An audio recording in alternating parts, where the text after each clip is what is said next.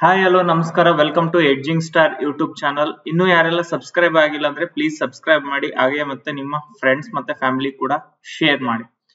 So ಇವತ್ತಿನ topic ಏನು ಅಂತಂದ್ರೆ ಸ್ಪೆಕ್ಯುಲೇಷನ್ ಅಂತಂದ್ರೆ ಏನು, ಎಡ್ಜಿಂಗ್ ಅಂತಂದ್ರೆ ಏನು. ಸೊ ಇವೆರಡರ ಮೀನಿಂಗ್ ನಾವು ತಿಳ್ಕೊಳ್ಳೋಣ. ಸ್ಪೆಕ್ಯುಲೇಷನ್ ಅಂತಂದ್ರೆ ಎಡ್ಜಿಂಗ್ ಅಂದ್ರೆ ಸ್ವಲ್ಪ ಇದ್ರ ಬಗ್ಗೆ ಅರ್ಥ ಮಾಡ್ಕೊಳ್ಳೋಣ. Speculation and edging.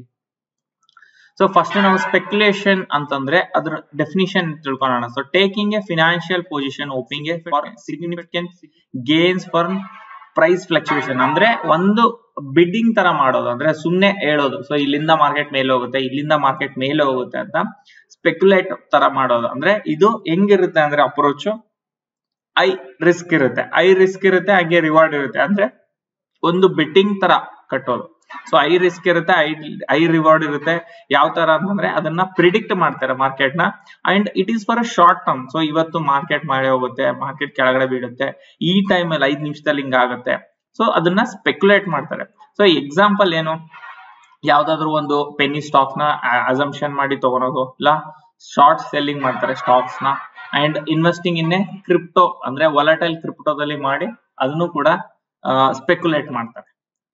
ಇವ್ರ ಮೈಂಡ್ ಸೆಟ್ ಯಾವ ತರ ಇರುತ್ತೆ ಸ್ಪೆಕ್ಯುಲೇಟರ್ಸ್ ಅಂತಂದ್ರೆ ಲಾರ್ಜ್ ಅಂಡ್ ರ್ಯಾಪಿಡ್ ಪ್ರಾಫಿಟ್ ಬೇಕು ಅಂತ ಅವರು ಮೈಂಡ್ ಸೆಟ್ ಇರುತ್ತೆ. ಅಂದ್ರೆ ಬೇಗ ಪ್ರಾಫಿಟ್ ಮಾಡ್ಬೇಕು ಅಂತ ಇರುತ್ತೆ. ಬಟ್ ಅಲ್ಲಿ ಪೊಟೆನ್ಶಿಯಲಿ ಅಕ್ಸೆಪ್ಟ್ ಸಬ್ಸ್ಟೆನ್ಷಿಯಲ್ ರಿಸ್ಕ್ ಇರುತ್ತೆ. ಸೊ ಅಲ್ಲಿ ಐ ರಿಸ್ಕ್ ಕೂಡ ನಿಮ್ಗೆ ಇಲ್ಲಿ ಇರುತ್ತೆ. ಸೊ ಅಂದ್ರೆ ಪರ್ಫಾರ್ಮ್ ಅಂದ್ರೆ ರಿಸ್ಕ್ ತಗೊಂಡು ಚೆನ್ನಾಗಿ ಔಟ್ ಪರ್ಫಾರ್ಮ್ ಮಾಡ್ತು ಅಂತಂದ್ರೆ ಒಳ್ಳೆ ಪ್ರಾಫಿಟ್ ಬರುತ್ತೆ, ಇಲ್ಲಾಂತಂದ್ರೆ ರಿಸ್ಕ್ ಕೂಡ ಹಂಗೆ ಇರುತ್ತೆ.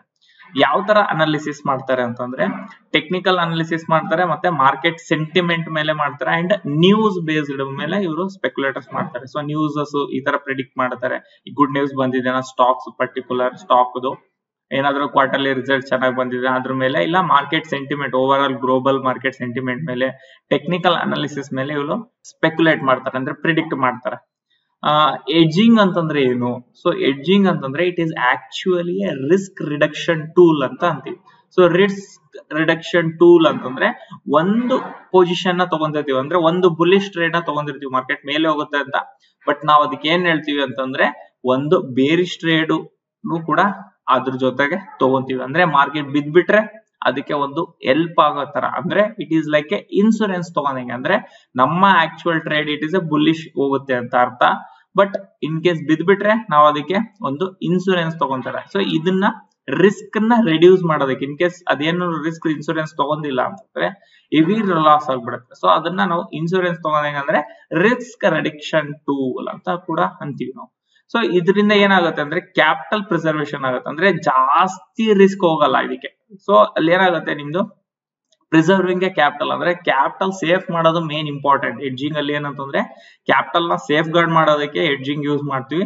ಅಂಡ್ ಆಲ್ಸೋ ಲಿಟಲ್ ಪ್ರಾಫಿಟ್ ಬರುತ್ತೆ ಅಂಡ್ ಕನ್ಸಿಸ್ಟೆನ್ಸಿ ಪ್ರಾಫಿಟ್ ಬರುತ್ತೆ. Okay, and minimise potential losses, ಅಂದ್ರೆ ಇದನ್ನ ಲಾಸಸ್ ನ ಕಮ್ಮಿ ಮಾಡೋದಕ್ಕೆ ಅಂತ ನಾವು ನೋಡ್ತೀವಿ. ಅಂದ್ರೆ ಎಡ್ಜಿಂಗ್ ಯಾವ್ದಕ್ಕೆ ಯೂಸ್ ಮಾಡ್ತೀವಿ ಅಂತಂದ್ರೆ ಜಾಸ್ತಿ ಲಾಸ್ ಆಗ್ಬಾರ್ದು ಅನ್ನೋದಕ್ಕೋಸ್ಕರ ನಾವು ಎಡ್ಜಿಂಗ್ ನ ಯೂಸ್ ಮಾಡ್ತೀವಿ.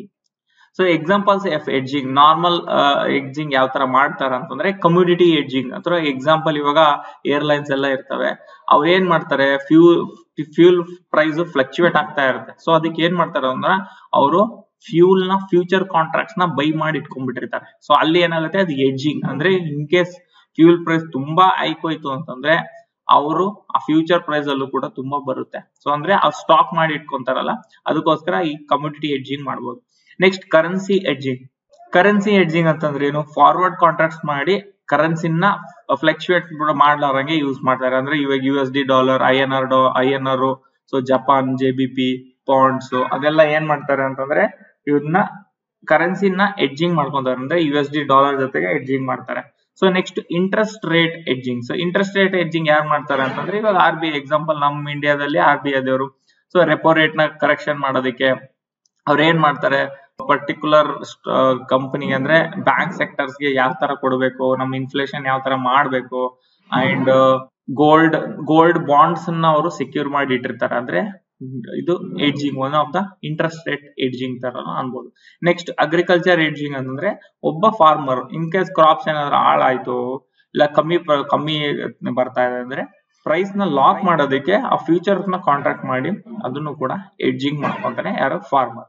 ಸೊ ಸ್ಪೆಕ್ಯುಲೇಷನ್ ಮತ್ತೆ ಎಡ್ಜಿಂಗ್ ಡೈರೆಕ್ಟ್ ಕಂಪ್ಯಾರಿಸನ್ ಏನು ಅಂತಂದ್ರೆ ಫ್ಯೂಚರ್ ಏನು, ಪ್ರೈಮರಿ ಗೋಲ್ ಏನು, ಸ್ಪೆಕ್ಯುಲೇಷನ್ ಗೆ ಮ್ಯಾಕ್ಸಿಮಮ್ ಪ್ರಾಫಿಟ್ ತೆಗಿಬೇಕು, ಹಾಗೆ ಪ್ರೈಸ್ ಚೆನ್ನಾಗಿ ಮೂಮೆಂಟಮ್ ಆಗುತ್ತೆ ಅಂತ ಪ್ರಿಡಿಕ್ಟ್ ಮಾಡಬೇಕು. ಬಟ್ ಎಡ್ಜಿಂಗ್ ಏನಂದ್ರೆ ರಿಸ್ಕ್ ನ ಮಿಟಿಗೇಟ್ ಮಾಡಿ, ಕಮ್ಮಿ ಮಾಡಿ and capital preservation main important edging. Next risk level ಹೆಂಗೆ ಅಂತಂದ್ರೆ ಸ್ಪೆಕ್ಯುಲೇಷನ್ ಅಲ್ಲಿ ಹೈ ರಿಸ್ಕ್ ಇರುತ್ತೆ, ಅದೇ ರೀತಿ ಎಡ್ಜಿಂಗ್ ಅಲ್ಲಿ ಲೋ ಟು ಮಾಡರ್ನೇಟ್ ರಿಸ್ಕ್ ಇರುತ್ತೆ, ತುಂಬಾ ಹೈ ರಿಸ್ಕ್ ಇರಲ್ಲ. ಎಡ್ಜಿಂಗ್ ಮಾಡಿದ್ರೆ ನಿಮಗೆ ಲೋ ಟು ಮಾಡರ್ನೇಟ್ ರಿಸ್ಕ್ ಬರುತ್ತೆ. ನೆಕ್ಸ್ಟ್ ಫ್ಯೂಚರ್ ಅಲ್ಲಿ ಟೈಮ್ ಆರಿಜಿನ್, ಎಷ್ಟು ಟೈಮ್ ಮಾಡ್ತಾರೆ, ಶಾರ್ಟ್ ಟರ್ಮ್ ಅಲ್ಲಿ ನಿಮ್ಗೆ ಸ್ಪೆಕ್ಯುಲೇಷನ್ ಮಾಡ್ತಾರೆ ಅಂಡ್ ಎಡ್ಜಿಂಗ್ ಅಲ್ಲಿ ನಿಮ್ಗೆ medium to long term hedging ಮಾಡ್ತಾರೆ. ಅಂದ್ರೆ ಪೊಸಿಷನಲ್ ಟ್ರೇಡ್. ಸ್ಪೆಕ್ಯುಲೇಷನ್ ಅಂದ್ರೆ ಇವಾಗ 15 ಮಿನಿಟ್ಸ್ 5 ಮಿನಿಟ್ಸ್ ಇವಾಗ ಹೆಂಗಾಗುತ್ತೆ, ನಾಳೆ ಹೆಂಗಾಗುತ್ತೆ, ಇದು ಶಾರ್ಟ್ ಟರ್ಮ್ ಅಲ್ಲಿ ಮಾಡ್ತಾರೆ. ಎಡ್ಜಿಂಗ್ ಏನಂತಂದ್ರೆ ನಾವು ಒಂದು ಪೋರ್ಟ್ಫೋಲಿಯೋನ ಎಡ್ಜಿಂಗ್ ಲೈಕ್ ಒಂದು ತಿಂಗಳನ್ನು ಮಾಡ್ಬೋದು, ಒಂದು ವರ್ಷನೂ ಮಾಡ್ಬೋದು, 2 ವರ್ಷನೂ ಮಾಡ್ಕೋಬಹುದು ಯೂಸಿಂಗ್ ಆಪ್ಷನ್ಸ್.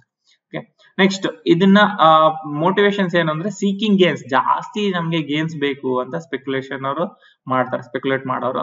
ಅದೇ ರೀತಿ ಎಡ್ಜಿಂಗ್ ಅಂತಂದ್ರೆ ಅವಾಯ್ಡಿಂಗ್ ಲಾಸಸ್. ಸೊ ಲಾಸಸ್ ನ ಅವಾಯ್ಡ್ ಮಾಡೋದಕ್ಕೆ ಮಾತ್ರ ನಮ್ಗೆ ಸ್ಪೆಕ್ಯುಲೇಷನ್ ಇವರು ಎಡ್ಜಿಂಗ್ ಯೂಸ್ ಮಾಡ್ತಾರೆ. ಸೊ ಮಾರ್ಕೆಟ್ ವ್ಯೂ ಏನಿರುತ್ತೆ ಸ್ಪೆಕ್ಯುಲೇಷನ್ ಮಾಡೋದಂದ್ರೆ market believes market is inefficient or mispriced ಅಂತಂದ್ರೆ ಪ್ರೈಸಸ್ ವೇರಿಯೇಷನ್ ಆಗುತ್ತೆ ಅಂತ ಅವ್ರು ಏನಿರುತ್ತೆ ಮಾರ್ಕೆಟ್ ವ್ಯೂ ಆಗಿರುತ್ತೆ.